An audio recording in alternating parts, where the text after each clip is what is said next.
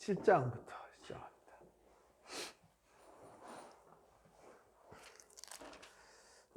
이제 이사야 6장에 이제 1장부터 5장까지 이스라엘 백성들의 유다와 예루살렘의 죄에 대해서 예루살렘의 멸망과 심판에 관해서 경고를 했어요. 그리고 그 경고를 알리고 깨닫게 하기 위해서 나를 보내주소서라고 하는, 누가 나를 위해서 갈고 할 때 나를 보내주소서 하는 이사야의 소명이 있었죠.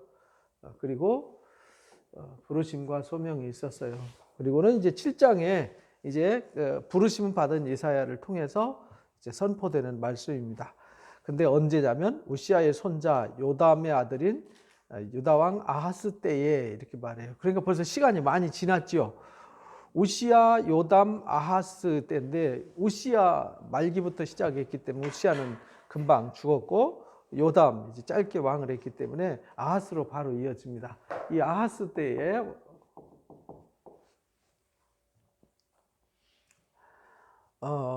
이제 이사야서를 읽으려면은 열왕기하 왕하 15장부터 20장까지가 이게 백그라운드입니다.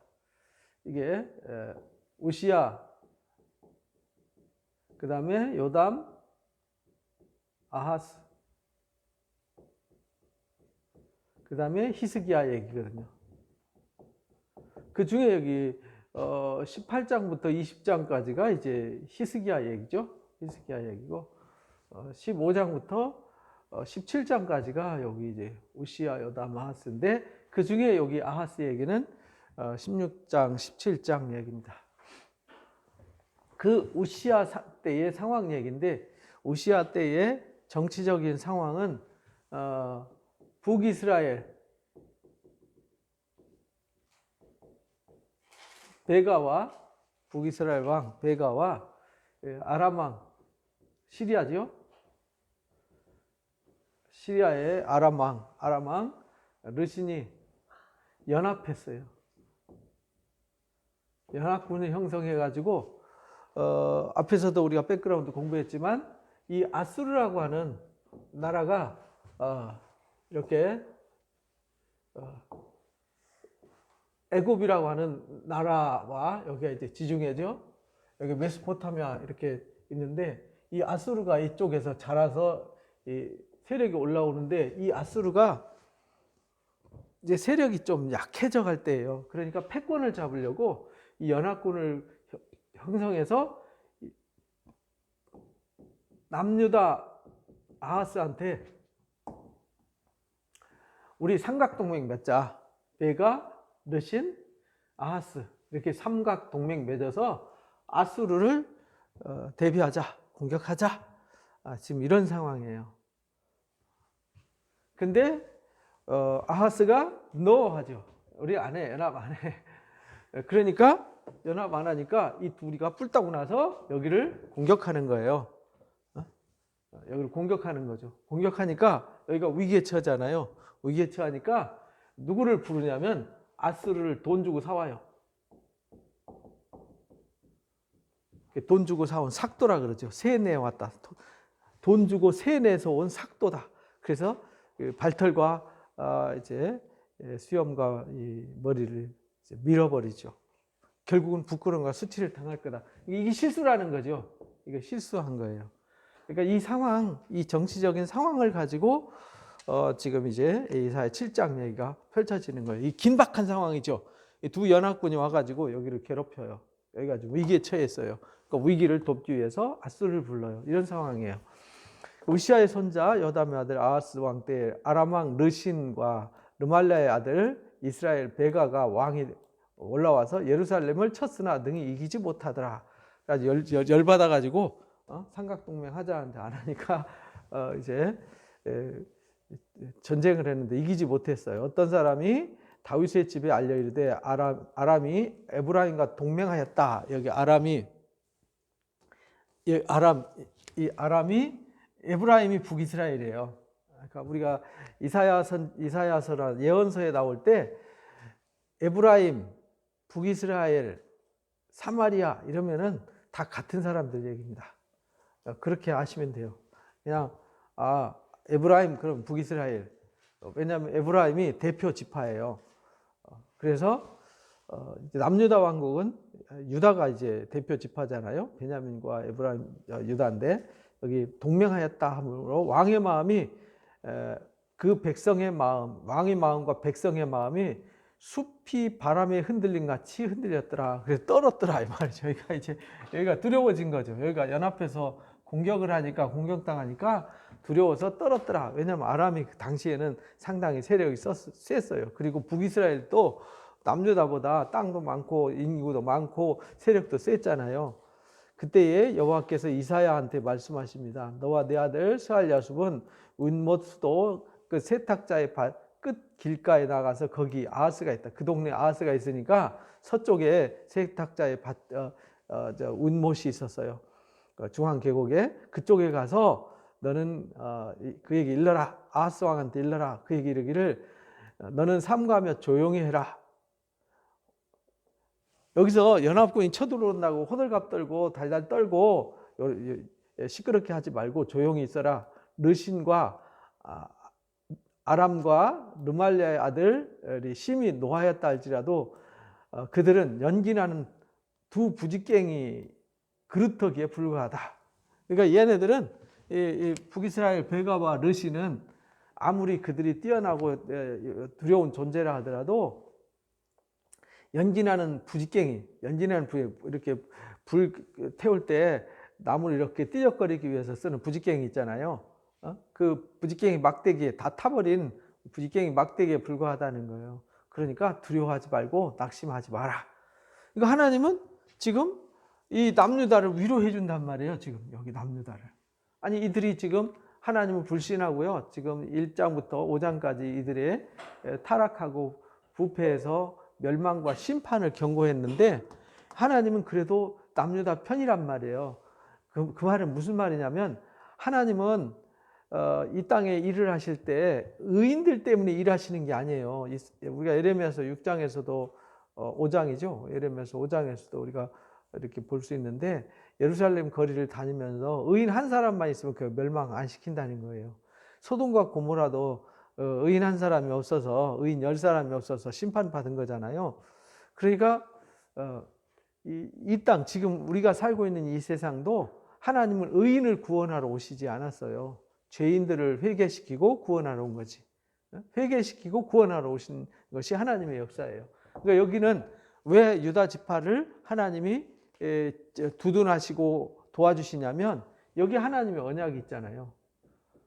하나님의 언약이라는 말은 하나님이 약속하셨으니까 사람들이 신실하고 안 하고 믿고 안 믿고 사람들이 어떤 상태고 상관없이 하나님이 약속했기 때문에 하나님이 하나님의 이름을 위해서 하나님의 거룩함을 지키는 거예요. 그래서 우리가 이제 예언서를 공부하다 보면 나중에 40장 이후에 나와요. 내가 하나님이 당신의 이름을 위해서 당신의 약속을 지키는 거지 당신의 백성들이 거룩하고 의로워서 약속을 지키는 게 아니에요. 오늘날도 똑같습니다. 우리가 의롭고 잘나서 하나님 우리를 구원하시는 것이 아니라는 겁니다. 하나님은 우리가 악해요. 보잘것없어요. 가치가 없어요. 그런데 하나님이 약속하셨어요. 그래서 하나님의 거룩한 이름을 위해서 일하시는 거예요. 그러니까 하나님이 당신의 영광을 이방 세상한테 뺏기지 않겠다. 그래서 이게 뭐냐면 언약이 뭐냐면 영광이거든요. 영광을 나타내시고 이루시겠다는 언약이란 말이에요. 다윗의 집안을 통해서 아브라함과 다윗을 통해서 이루시겠다. 그래서 마태복음 1장에 아브라함과 다윗의 자손 예수 그리스도의 세계다 이렇게 이제 가르친 거예요.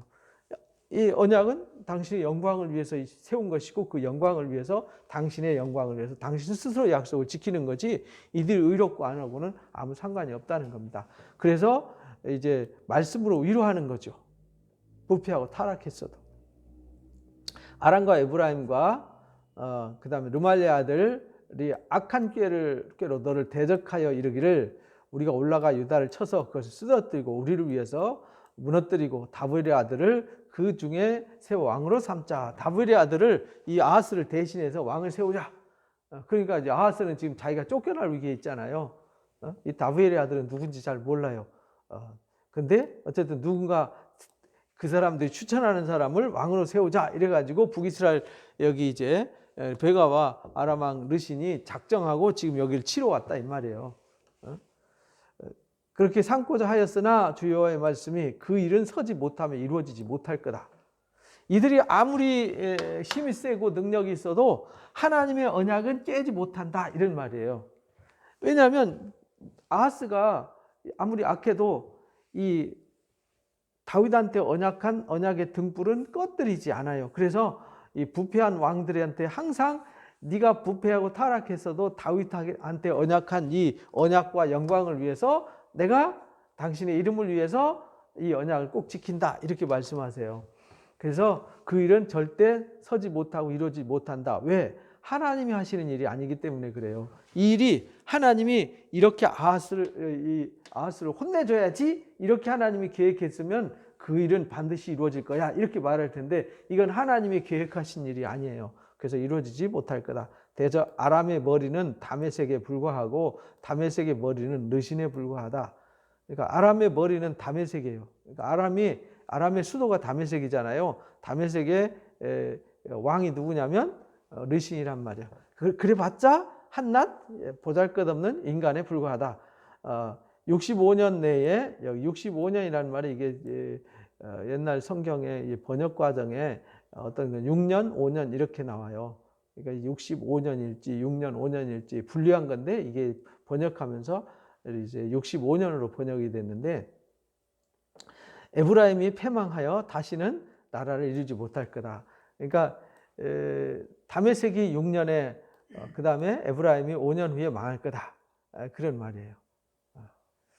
다시는 나라를 이루지 못할 것이며 그러니까 이들은 하나님이 말씀하신 대로 될 거다 이 말이죠. 그들의 뜻대로 되지 않고 그들이 이렇게 이들을 아하스를 몰아내고 거기에 다부엘의 아들을 왕으로 세우자 이렇게 했어도 하나님이 하신 일이 아니기 때문에 이 일은 이루어지지 않고 하나님이 그들이 다시 나라를 이루지 못할 거다 한 그 말씀이 이루어진다는 거예요. 그래서 에브라임의 머리는 사마리아요 사마리아의 머리는 르말리아의 아들 베가에 불과하다. 한낱 인간에 불과하다. 만일 너희가 굳게 믿지 않으면 너희는 굳게 서지 못하리라 하시니라. 그러니까 너희가 이 사실을 굳게 믿어야 된다. 그러니까 아하스한테 위로해 주는 거죠. 야 아하스 걱정하지 마. 그들을 그 아람 왕 르신과 이 북이스라엘 왕 베가는 이 불 뗄 때 불쏘시개 뒤집어 엎는 부직갱이에 불과해. 이건 아무것도 아니야. 그러니까 두려워하지 마. 걱정하지 마. 그들이 그렇게 대단한 계획 가지고 있고 나라를 전복시켜서 다른 왕 세운다고 겁줘도 믿지 마. 그런 일은 없어. 이렇게 말해요. 그때 너희가 이걸 굳게 믿어야 된다. 여호와께서 또 아하스한테 말씀하십니다. 너는 내 하나님 여호와께 한 징조를 구하라. 깊은 데에서든지 높은 데에서든지 구하라. 네가 해야 될 것은 하나님 앞에 이 사실이 하나님의 언약이 사실이라는 징조를 네가 구해야 된다. 징조를 구하라 그랬어요. 아하스가 그런데 나는 구하지 않겠다. 나는 여호와를 시험하지 않겠다. 이렇게 말해요. 그 말은 시험하지 않겠다 이 말은 나는 하나님을 신뢰하지 않아 이 말이에요. 하나님 믿지 않아. 나는 하나님 앞에 징조 안 구해. 이렇게 말하는 거예요. 이사야가 이르되 다윗의 집이여 원하건대 들을지어다. 너희가 사람을 괴롭히고서 그것을 작은 일로 여겨 또 하나님을 괴롭히려 하느냐. 이 다윗의 결국은 여기 아하스를 본 게 아니라 누굴 본 거예요? 이게 다윗의 집이잖아요. 다윗의 집 남유다니까. 다윗의 집이라는 말은 하나님의 언약 백성들아 이 말이거든요. 원하건대 들어라. 너희가 사람을 괴롭히고서 작은 일로 여기냐? 그게 지금 하나님을 믿지 않고 징조를 구하지 않는 것이 이게 뭐냐면 사람을 괴롭히는 거예요. 왜? 남유다가 징계를 당하고 심판을 당하고 고난을 당하는 것은 하나님을 믿지 않고 신뢰하지 않았기 때문에 생긴 일이란 말이죠. 그걸 작은 일로 여기느냐? 그리고 또 나의 하나님을 괴롭게 하느냐? 하나님이 도와주려고 하는데 하나님이 하시는 일을 믿지 않고 딴짓을 하니까 결국은 하나님의 언약을 망가뜨리는 일을 하는 거잖아요. 그러니까 하나님의 언약을 망가뜨린다는 얘기는 하나님을 대적한다는 얘기예요. 언약 백성들이. 그래서 하나님 괴롭게 하려느냐. 그러므로 친히 징조를 너희한테 주실 것이다. 그래서 네가 징조를 안 구하면 하나님께서 친히 징조를 주실 것이다. 보라, 처녀가 잉태하여 아들을 낳을 것이요 그 이름을 임마누엘이라 하리라. 이 상황을 들어서 이제 임마누엘을 말한 거예요. 그러니까 아무도 하나님을 믿지 않아요. 하나님을 신뢰하지 않아요. 하나님의 말씀을 믿지 않아요. 그런데 어둠의 역사가 이 둘이 와서 여기를 멸망시키려고 작정하고 있어요. 근데 하나님의 구원을 바라고 하나님의 구원을 사모하는 자들이 아무도 없어요. 그리고 엉뚱한 데 손을 내밀어요. 이런 상황 속에 하나님이 징조를 주시겠다. 어떤 징조냐? 그 징조가 처녀가 잉태해서 아들을 낳는 일이다. 그게 무슨 말이냐면 처녀가 잉태해서 아들을 낳는다는 말은 이 세상에 속하지 않은 하나님이 새로운 인물을 들어서 하나님이 구원을 이루시겠다. 이런 말이에요. 그래서 처녀가 잉태해 아들을 낳을 거다. 그 이름을 임마누엘이라고 할 거다. 이는 하나님이 너희와 함께 하신다는 뜻이다. 라고 이제 마태복음 1장에 가르쳐 주신 거예요. 그래서 이게 예수님의 구속사의 예언으로 등장하게 되는 거예요. 신약 성경에서는 이 말씀을 예수님이 오신 걸로 등장하는 거예요. 암흑의 세상, 이제 세상이 이제 희망이 없는 세상, 하나님 믿지 않고 신뢰하지 않는 타락한 부패한 세상 속에 하나님이 징조를 보내셔서 이 땅의 어둠 속에 속한 사람들을 하나님이 친히 징조로 그들을 구원하실 거다 라는 것을 말씀하신 거예요. 그가 악을 버리며 선을 택할 줄 알 때에 날 때가 되면 엉긴 젖과 꿀을 먹을 것이다. 그러니까 이 일이 실제 우리 눈에 말씀이 육신이 되어 우리 가운데 임하신 것처럼 실제 그 일이 눈앞에 펼쳐져서 실제 이루어질 거다. 그리고 그 일이 얼마 안 돼서 이루어질 거다 이 말이에요. 악을 버리며 선을 택할 줄 알 때, 요때가 뭐냐면은 이제 눈뜬 때잖아요. 이제 세상에 눈뜬 때. 대저 이 아이가 악을 버리며 선을 택할 줄 알 때, 요때를 이제 성인식 할 때를 봐요. 성인식이 12살, 13살에 하잖아요. 여자는 12살, 남자는 13살. 내가 미워하는 두 왕의 땅이 황폐해질 거다. 그래서 지금 요 상황은 마치 그때 당시의 상황처럼 말해요. 근데 그때 당시의 상황을 빗대어서 예수님이 오실 것을 예언한 것이죠. 그래서 이 아이가 젖된 때, 그때가 이제 5년, 6년이죠. 6년, 5년, 아까 65년을 6년, 5년이라고 그랬잖아요. 다른 주적 성경에 보면은 6년, 5년, 다른 성경은 그렇게 나와요. 근데 우리 성경에 그거를 붙여서 읽다 보니까 65년 이렇게 이제 번역이 되었어요. 그래서 두 땅이 황폐하게 될 거다 이 말은 이 두 나라가 망할 거다. 그래서 이게 732년에 망했잖아요. 여기 722년에 베가도 망했잖아요. 그래서 여호와께서 에브라임이 유다를 떠날 때부터 당하여 보지 못한 날을 너와 내 백성 내 아버지 집에 임하게 하시리니 곧 아수르 왕이 오는 날이다 이렇게 말해요.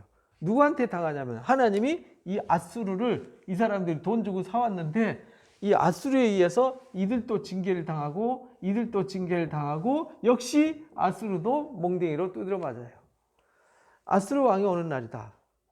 하나님이 이들이 하나님을 신뢰하지 않으니까 아수르를 몽댕이로 들어쓴다. 나중에 10장에서 나와요. 하나님이 그들을 막대기와 몽댕이로 쓰고 이사야 이 다윗한테 언약 세우실 때 그렇게 말씀하시잖아요. 다윗한테 언약할 때 사무엘하 7장에 14절에 그렇게 말하죠. 사무엘하 7장 나는 그에게 아버지가 되고 그는 내게 아들이 되리니 그가 만일 죄를 범하면 내가 사람의 매와 인생의 채찍으로 징계할 거다. 이렇게 말씀하셨는데 그 말씀이 이사야 때도 유효한 것이죠. 그래서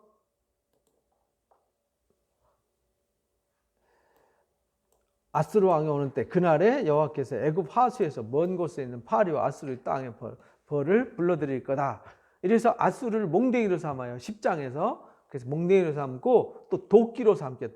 도끼가 막 찌르는 거잖아요. 몽댕이로 때려서 안 들으면 도끼로. 근데 이 도끼가 손에 든 자에 의해서 쓰임 받는 거잖아요. 도끼 스스로는 아무 일도 할 수가 없어요. 도끼가 지가 잘난 줄 알고 교만하니까 들어 쓰시는 하나님 무시하고 교만하니까 하나님이 그도 징계하겠다. 그 이사야 10장 얘기예요.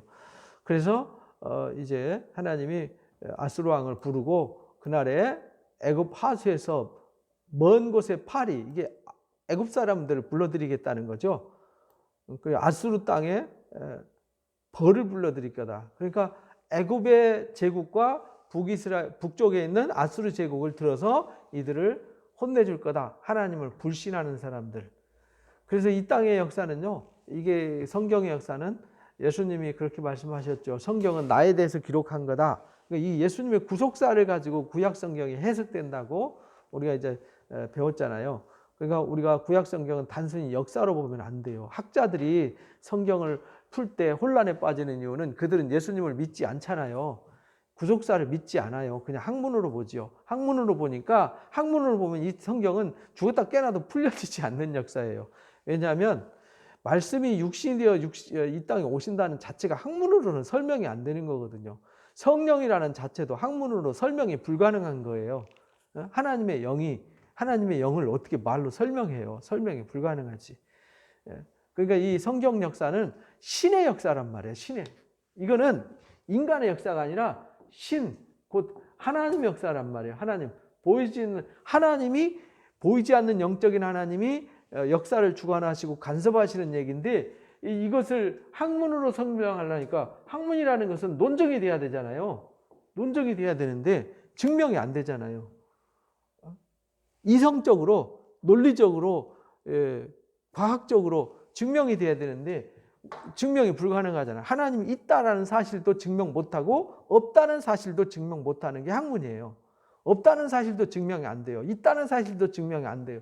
그러니까 우리가 학문에 빠지면 안 된다는 말. 학문으로는 그냥 학자들은 논리적인 어떤 이 지식을 전해주는 하나의 도구에 불과하지 하나님을 증명하지는 못해요. 그래서 예수님이 바리새인들이 그렇게 공부 많이 하고 연구를 많이 해도 너희가 성경을 얻기 위해서 성경에서 영생 얻기를 사모하고 성경을 상고하지만 성경은 나에 대해서 기록한 거야. 그럼 나한테 와야지. 근데 너희들 나한테 오지 않잖아. 이렇게 말하는데 그 말 자체도 그들은 이해가 안 되는 거죠. 십자가가 우리 죄를 사한다는 것이 이론으로 설명이 불가능한 거잖아요. 예수를 믿음으로 예수님이 죽었다 살아나신다는 것도 학문으로 설명이 불가능하고, 우리가 예수를 믿음으로 부활한다는 사실도 사실은 설명이 불가능한 거죠. 그래서 학문으로 빠지면은 성경은 아무것도 아니에요. 뭘 할 게 없어요. 왜? 이론으로는 설명할 방법이 없잖아요. 예수님 물 위로 걸었다는 둥, 뭐 죽은 나사로가 살아났다는 둥, 뭐 눈면 자가 눈을 떴고, 손 마른 자가 손을 펴고, 안전뱅이가 일어나고, 벙어리가 말을 하고, 귀신 들린 자가 귀신이 물러가고, 그거 어떻게 이론으로 설명해요? 이거 못 되는 거지. 그러니까 세례요한이 우리가 기다려야 될 사람이 당신 맞습니까? 그러니까 예수님이 그냥 말하잖아요. 죽은 자가 살아나고, 죄인이 회개하고, 말 못하는 자가 말을 하고, 눈 못 보는 자가 보게 됩니다. 라는 것을 세례요한한테 전해주라고 그렇게 말씀하셨어요. 그러니까 여기 지금 이사야 7장 얘기도 이 구속사를 설명하는 거예요. 왜냐하면은 성경의 단순한 역사를 말하는 게 아니라 성경에 기록이 많이 있지만 많은 얘기를 다 기록하지 않아요. 어떤 역사와 상황을 기록하는데 그 역사와 상황이 뭐냐면 구속사를 설명하기 위한 거예요. 이 모든 것이 구속사가 뭐냐면 예수님을 설명하는 거다 이 말이에요. 예수님이 우리를 구속하시는 것은 예수님 십자가 외에는 설명할 길이 없잖아요. 그래서 예수님이 이 상황을 통해서 예수님의 사역과 하나님의 구원의 사역을 설명하는 거란 말이에요. 그래서 다윗집의 언약을 이루기 위해서 하는데 이들이 연합해도 안 된다. 아하스가 아수르를 의지해도 안 된다. 근데 이들이 까부니까 아수르를 들어서 징계하겠다 이렇게 말하는 거잖아요. 그리고 이들이 말 안 들으면 애굽을 부르고 아수르를 불러서 혼내줄 거다. 채찍질할 거다. 몽댕이질할 거다. 그러니까 회개하라 그 얘기거든요. 다 와서 거친 골짜기와 바위통과 가시나무 울타리 모든 초장에 앉을 거다. 그 말은 쑥대밭 될 거다 이 말이죠. 그날에 주께서 하수 저쪽, 하수가 이제 유브라데 강을 말하는 거예요. 티그리스 강과 유브라데 강, 이 강들을 하수라 그랬어요. 하수가 이제 강이잖아요.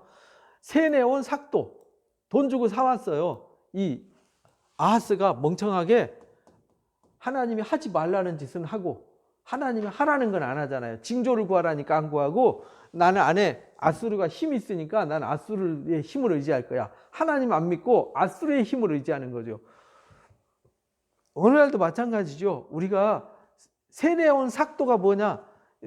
결국은 내가 하나님 의지하지 않고 내 시간과 에너지와 돈을 쏟아서 내가 기대는 거, 그게 세뇌온 삭도와 같다 이 말이에요.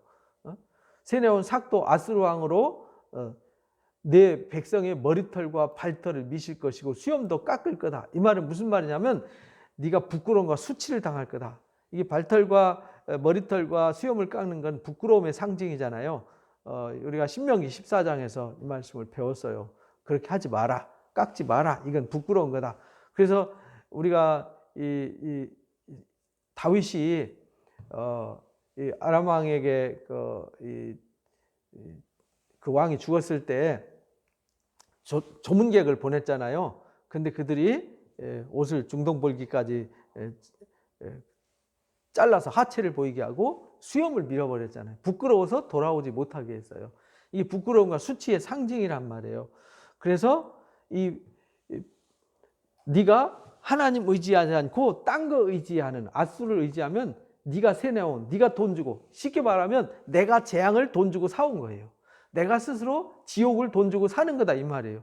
내가 하나님 믿지 않고 이 구속의 역사에 복음을 믿지 않으면 내가 지옥을 돈 주고 사는 거예요. 웃기는 거잖아요. 재앙과 불의를 돈 주고 산다. 하나님을 믿지 않는 사람들, 믿지 않고 내가 세상 욕망을 향해서 세상의 불구덩이를 향해서 들어가는 것은 내가 에너지 쏟고 시간 내고 내 물질과 재능을 다 쏟아서 지옥을 부른다. 이게 지옥을 산다. 말이 안 되는 거잖아요. 그래서 결국은 부끄러움과 수치를 당한다. 그 얘기예요. 이 얘기가. 그날에 한 사람이 그날에는 사람이 한 어린 암소와 두 양을 기르게 된다. 그것들이 내는 젖이 많으므로 엉긴 젖을 먹을 거다. 그 땅 가운데서는 남아있는 자는 엉긴 젖과 꿀을 먹을 거다. 그 말은 가족이 많으면은 이 암소 한 마리와 새끼 양 두 마리 가지고 배불리 먹을 수가 없잖아요. 가족이 많으면. 그러니까 사람이 없어서 이 부끄러움과 수치를 당해가지고요 이렇게 처참하게 된다라는 사실을 가르쳐 주는 거예요. 그래서 그날에는 1000그루의 천재의 가치가 있는 포도나무가 있던 곳마다 찔레와 가시가 날 거다.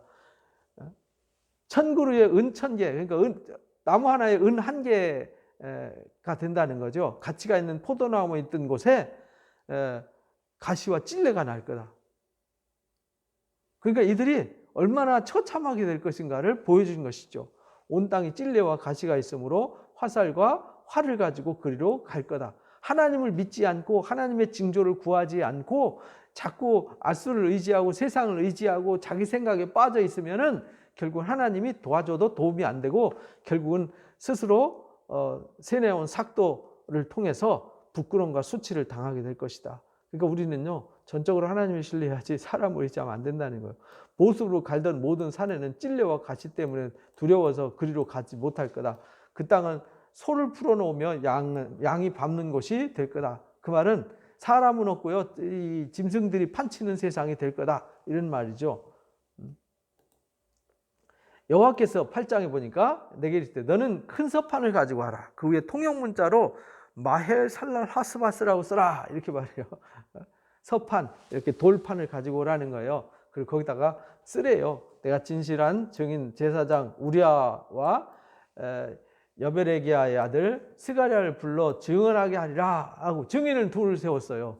항상 하나님이 하시는 일은 두 증인을 세워야 돼요. 그래서 하나님의 역사는 신명기 17장과 19장에 재판할 때든지 어떤 죄를 증명할 때에는 두세 증인 없이는 절대 죄가 성립되지 않아요. 그래서 여기서도 이 마할 살랄 하스바스라고 쓰라고 그러면서 이제 두 증인을 세웠어요. 여기 우리아와 제사장 우리아와 이제 스가랴를 불러서 세웠습니다. 내가 아내를 가까이 하매 그가 임신하여 아들을 낳았더라. 이사야가 아내하고 동침했는데요. 자식을 낳았어요. 그리고 그 이름을 마할 살랄 하스바스라고 지게 했어요. 이게 무슨 뜻이냐면 이 아이가 내 아빠 내 엄마라고 부르기 전에 다메섹의 재물과 사마리 노랑물이 아수르 옮겨질 것이다. 그러니까 이게 노량물이 될 것이다 라는 뜻으로 쓰는 거예요. 노량물이 될 것이다. 여호와께서 다시 말씀하여 이르시되, 그러니까 이들이 하나님을 신뢰하지 않으니까 결국은요 이들이 노량물이 될 것이다. 그리고 증인을 세워서 아주 이 서판에다 이름 쓰고, 이사야가 자식 나니까 자식의 이름까지 써서 자식의 이름을 들어가지고요 이 징조로 삼은 거예요. 마할 살랄 하스바스, 곧 너희가 이제 대적자들의 노량물이 될 것이다. 그리고 또 말씀하십니다. 이 백성이 천천히 흐르는 실로암 물을 버렸다. 천천히 흐르는 실로암 물이 이제 기온샘에 흐르는 실로암 물이잖아요. 그 물은 하나님이 주신 물이란 말이에요. 거기는 하나님이 계신 곳, 하나님이 주신 물은 천천히 흘러요. 근데 그들이 그걸 버리고 르신과 르말리아 아들을 기뻐하였느니라. 아람 왕을 기뻐했다는 거죠. 그리고 베가를 기뻐했다. 르신과 베가를 기뻐했다. 그 말은 하나님을 두려워하지 않고요. 하나님 천재 흐르는 하나님이 주시는 은혜, 하나님 주시는 말씀, 하나님 주시는 축복을 버리고요. 엉뚱한 것을 두려워하고 의지했다는 거예요. 그러므로 내가 흉룡하고 창이란 큰 하수, 이게 누구냐면 유프라테 강, 티그리스 강에서 오는 큰 하수, 그게 누구냐? 아수르 왕이에요. 곧 아수르 왕과 그 모든 위력으로 그들을 뒤덮을 거다. 그 모든 골짜기에 차고 모든 언덕에 넘쳐서, 이 말은 그들이 아무리 방비하고 아무리 노력하고 수고해도 그냥 강물에 쓸려 나가듯이 싹 쓸려 넘쳐서 흘러 유다에 들어가서 가득해서 목에까지 미칠 거다. 임마누엘이여 그가 펴는 날개가 내 땅에 가득하리라 하셨느니라. 그러니까 하나님이 임마누엘이란 말은 하나님 거기 함께 하신다. 뭘로 함께 하시냐? 하나님이 함께 하실 때는 두 가지잖아요. 그들을 구원하기 위해서 함께하고 그들을 징계하기 위해서 함께해요. 근데 이들이 말씀을 불신하고 징조를 구하지 않고 하나님을 신뢰하지 않아요. 그러니까 하나님이 이 창이란 하수로 아수르 왕을 통해서 이들이 발털과 머리털과 수염을 밀어서요 부끄러움과 수치를 당하게 한다는 뜻이에요. 너희 민족들아 함성을 질러봐라. 그러니까 아무리 소리 질러봐라 이 말이죠. 그러나 끝내 패망할 거다. 인간이 아무리 수고하고 노력하고 발부둥을 쳐봤자 소용없다는 거예요. 망한다. 너희 먼 나라 백성들아 들어라. 너희 허리를 동이라. 그러나 끝내 패망하리라. 너희 허리띠를 띠라. 그러나 끝내 패망하리라.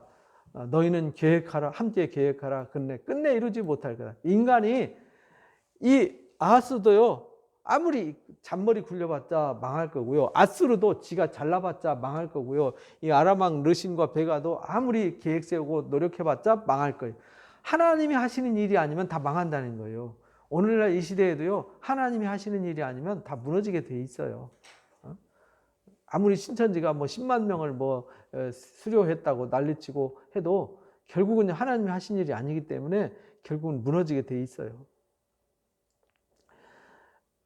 이루지 못하리라. 말을 해봐라. 끝내 시행되지 못할 거다. 말해봐라. 안 돼. 절대 안 돼. 왜? 하나님이 우리와 함께 하시기 때문이다. 임마누엘이 함께 하시기 때문에 안 된다는 거예요. 하나님이 함께 하셔서 징조를 주셨고 하나님이 말씀하셨고 하나님이 계획하시고 하나님이 뜻을 언약하셨으면 그것은요 세상에 아무리 힘이 있고 권력이 있고 능력이 있고 막 눈에 보기에 화려해 보이고 대단한 능력이 있어도 아무리 좋은 계획과 지략을 가지고 있어도 안 된다 이 말이야. 안 된다. 하나님께서 강한 손으로 내게 알려주시며 이 백성의 길로 가지 말 것을 내게 깨우쳐 일렀더라. 그러니까 이사야한테 너는 그 길로 가지 마. 너는 그 길로 행하면 안 돼. 이렇게 말했다는 거예요. 그러니까 우리는 멸망의 넓은 길로 가면 안 되는 거죠. 인간의 대단한 계획과 화려함과 멋있는 거와 능력 쫓아가면 망한다.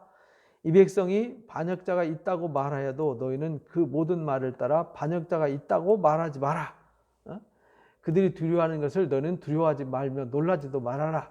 그러니까 신경 쓰지 마라 이 말이죠. 하나님의 계획과 하나님의 말씀이 아니면 하나님이 말씀하시고 언약하시고 계획하신 일이 아니면 신경 꺼 이 말이에요. 만군의 여호와 그를 너희가 거룩하다 하고 그를 너희가 두려워하며 무서워할 자로 삼으라. 네가 두려워할 것은 아수르도 아니야.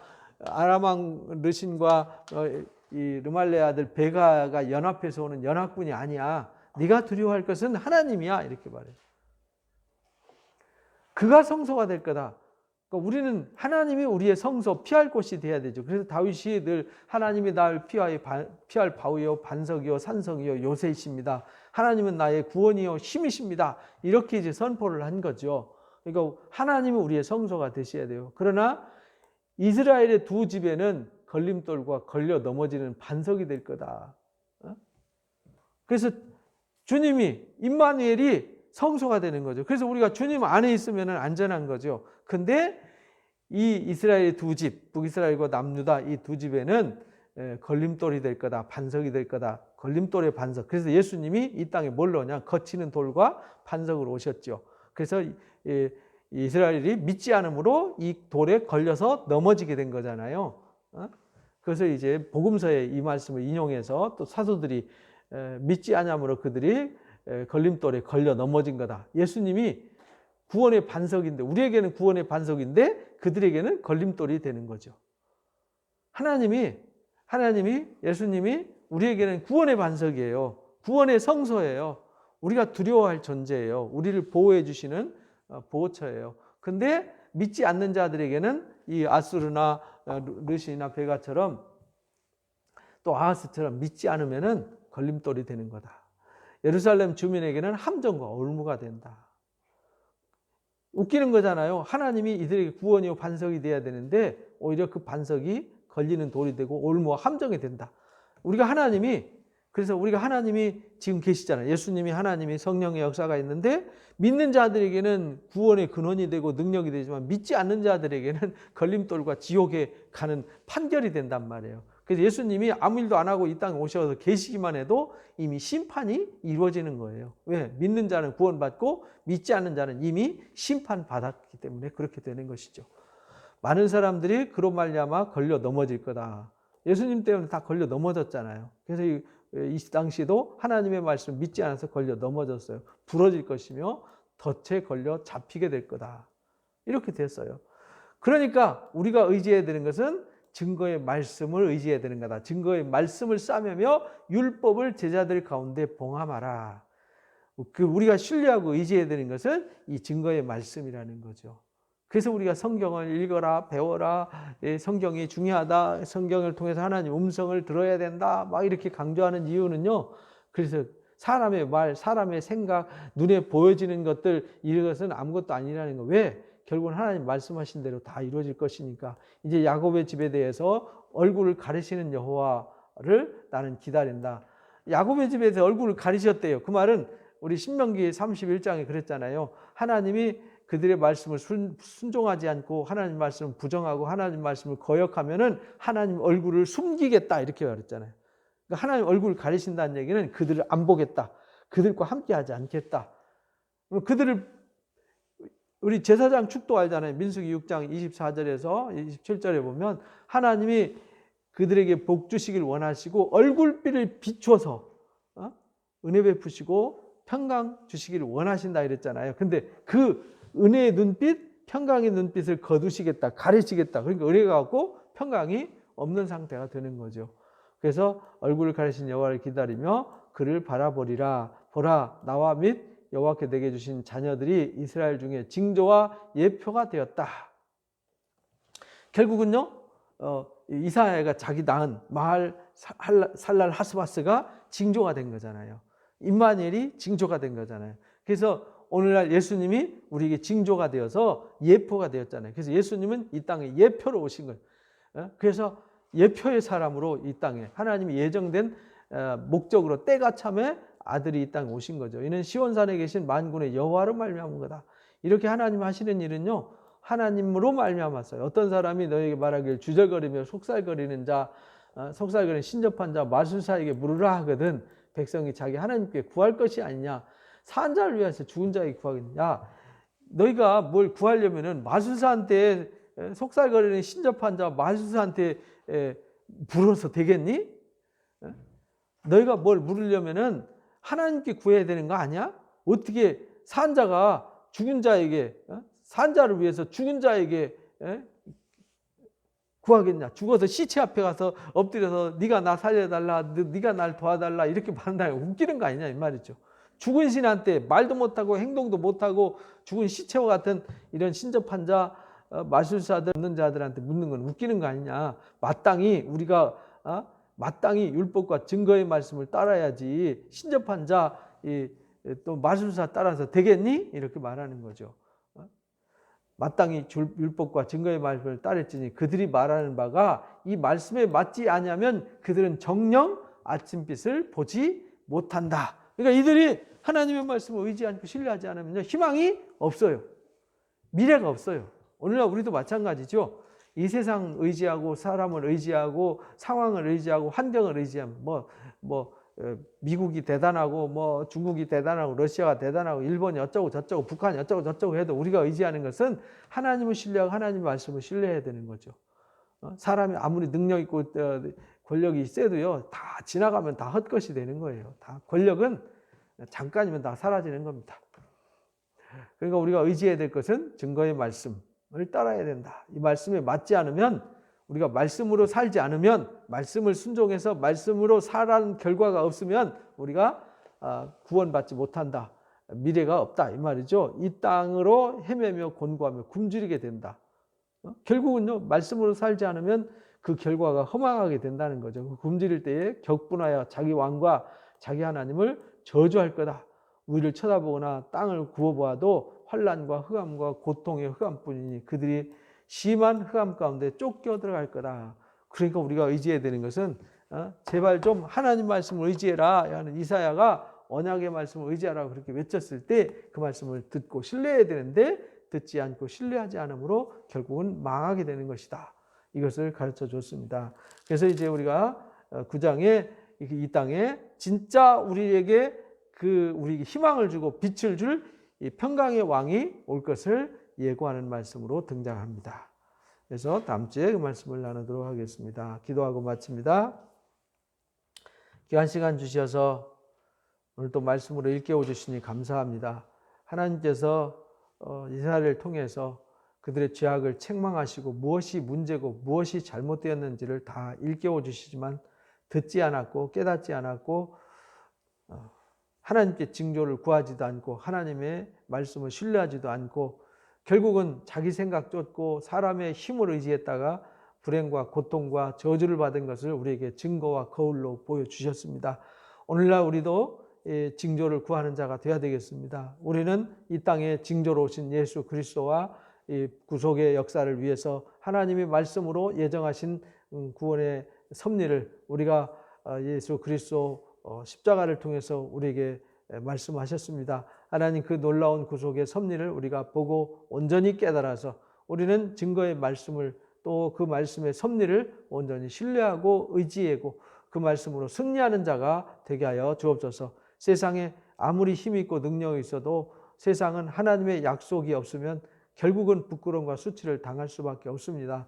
우리는 하나님의 말씀을 온전히 신뢰하는 자가 되게 해주셔서 결국 아침의 영광을 목격하는 자요 승리하는 자가 되게 하여 주옵소서. 예수님의 이름으로 감사하며 기도합나이다. 아멘. 고맙습니다. 수고하셨습니다.